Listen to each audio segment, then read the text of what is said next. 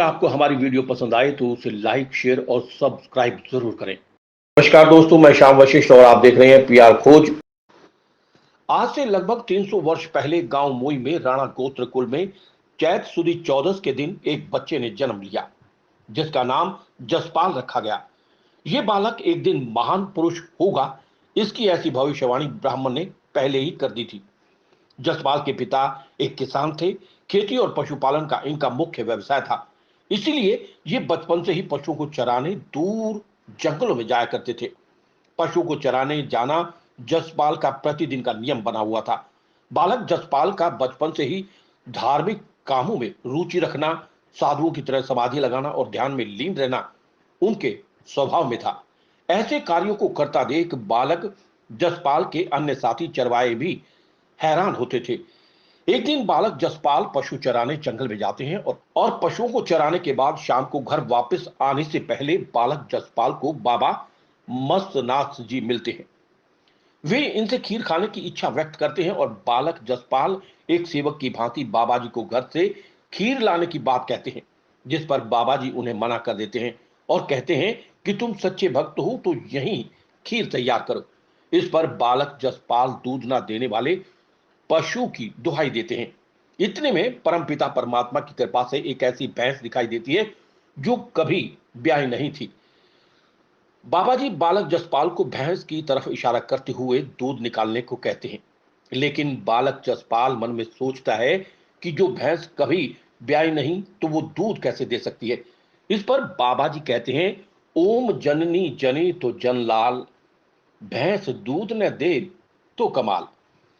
बाबा जी अपना कमंडल बालक जसपाल को देते हुए भैंस का दूध निकालने को कहते हैं। बाबा की माया से उस दिन बिन ब्याही भैंस दूध दे देती है। बालक जसपाल बाबा जी के पास आए और दूध देने लगे तो बाबा जी ने दूध की खीर बनाने को कहा। बालक सोचने लगा कि खीर कैसे बनेगी, चावल तो है नहीं। बालक जसपाल ने बाबा जी को चावल घर से लाने की बात कही तो बाबा जी मना कर देते हैं और पास ही पड़ी हुई एक हड्डी उठाकर दूध में छोड़ देते हैं और खीर बनकर तैयार हो जाती है। उसके बाद बाबा जी सत्संग रूपी चर्चा करते हैं और बालक जसपाल को उसके भविष्य के बारे में कहते हैं कि मैं तुम्हें अमर करने आया हूं, अब तुम ये खीर खाओ। गोपीचंद और भर्तरी की तरह तुम भी अमरत्व को प्राप्त करोगे। लेकिन दूध में हड्डी होने से जसपाल के दिल में नफरत पैदा होती है।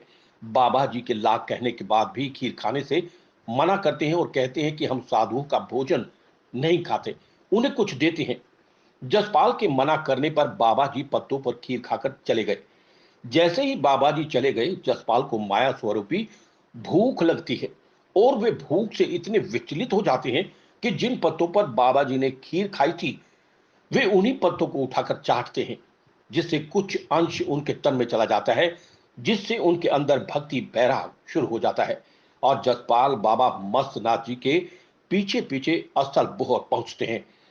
बाबा जी से क्षमा याचना करके उनसे उनसे जीते जी अमर करने को कहते हैं। बाबा जी उन्हें अपना शिष्य बनाते हैं और समय की दुहाई देकर अमर करने से मना कर देते हैं और कहते हैं कि तुम जहां मिले थे वहीं बैठकर अपना ध्यान योग करना। आसोज सुदी चौदस के दिन धरती माता तुम्हें अपनी गोद में ले लेगी और तुम जिंदा समाधि लोगे। मैं तुम्हें जिंदा अमर तो नहीं कर सकता। जब तुम जिंदा समाधि लोगे तो तुम जिंदा बाबा के नाम से प्रसिद्धि पाओगे। वो वापस उस स्थान पर आकर अपने गुरु आदेश की पालना करते हैं। जैसे जैसे समय बीतता गया, धरती मां की गोद में समाने का वो वक्त भी आ गया।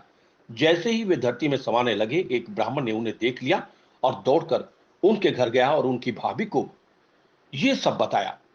घर से उनकी भाभी आती है और घर चलने के लिए प्रार्थना करती है। जसपाल ने उनसे भी साथ चलने को कहा। देखते ही देखते वे दोनों एक साथ जिंदा धरती में समा गए, जिससे इनका नाम जिंदा बाबा माना जाता है। यहाँ वर्ष में 2 बार आसोज की चौदस और चैत की चौदस के दिन विशाल मेला लगता है।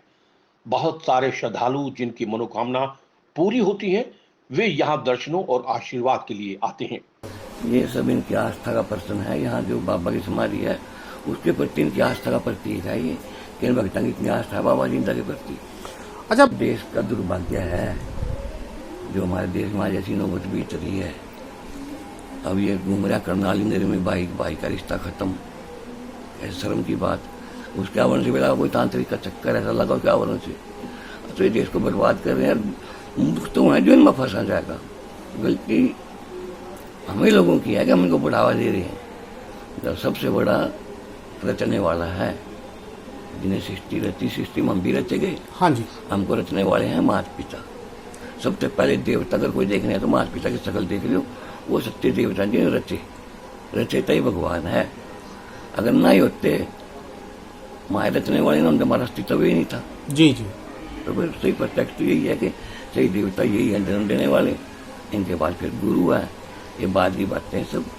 अब जो आदमी अपने माता पिता की सेवा करेगा वो भगवान की सच्ची सेवा करे। मठ बाबा जिंदा इसका नाम है। हाँ जी।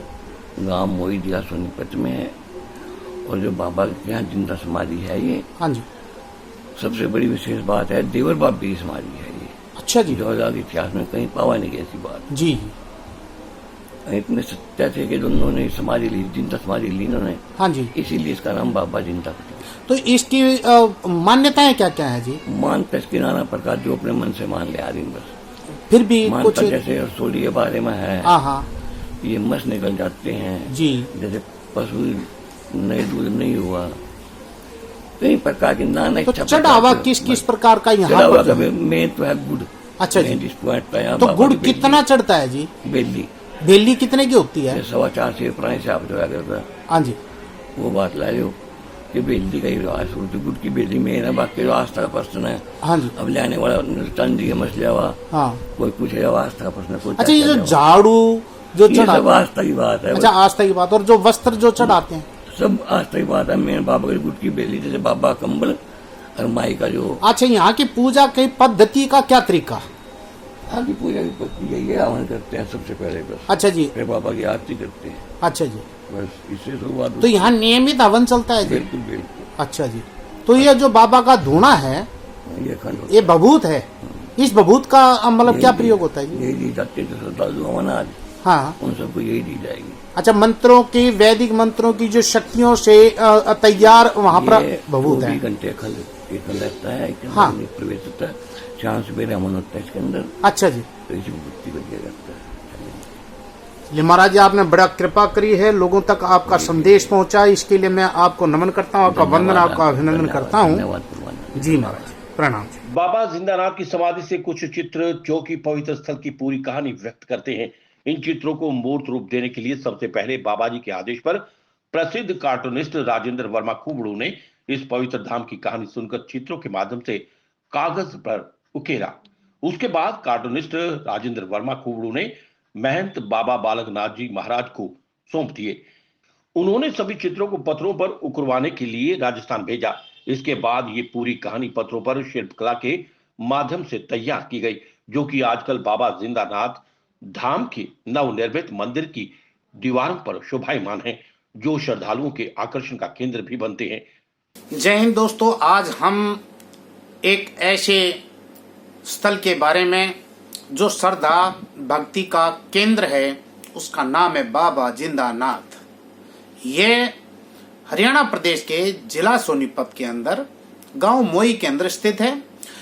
सबसे खास बात यह है कि यहाँ पर देवर और भाभी दोनों ही जिंदा समाये थे, और आज वहां पर मेले भरते हैं साल में 2 बार। मान्यता क्या है, यहाँ पर आपको मच्छ हो गए हैं, रसोली हो गई है, या आपके घर में कोई पशुओं की बीमारी हो गई है, बस एक बार कहो, हे बाबा जिंदानाथ आप कृपा करो, ये बीमारियां दूर कर दो।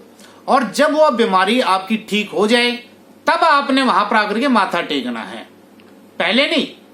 पहले वहां पर कोई बेली नहीं चढ़ानी, पहले कोई दान दक्षिणा नहीं देनी। जब आपका काम पूरा हो जाए तब आकर के आपको बेली चढ़ानी है। बेली के अंदर गुड़ चढ़ाया जाता है, और साल में 2 बार ये मुबारक मौका आता है। यहाँ पर महंत बाबा बालक नाथ जी महाराज के परम सानिध्य में बहुत ही सुंदर व्यवस्थाओं को सुनिश्चित किया गया है। जब भी कभी आपको मौका मिले तो इस आस्था के केंद्र के ऊपर आप जरूर आइए और अपने जीवन के अंदर खुशियों की बहार लेकर के जाइए। शुभकामनाएं। पीआर खोज के लिए रणबीर रोहिला के साथ श्याम वशिष्ठ की विशेष स्टोरी।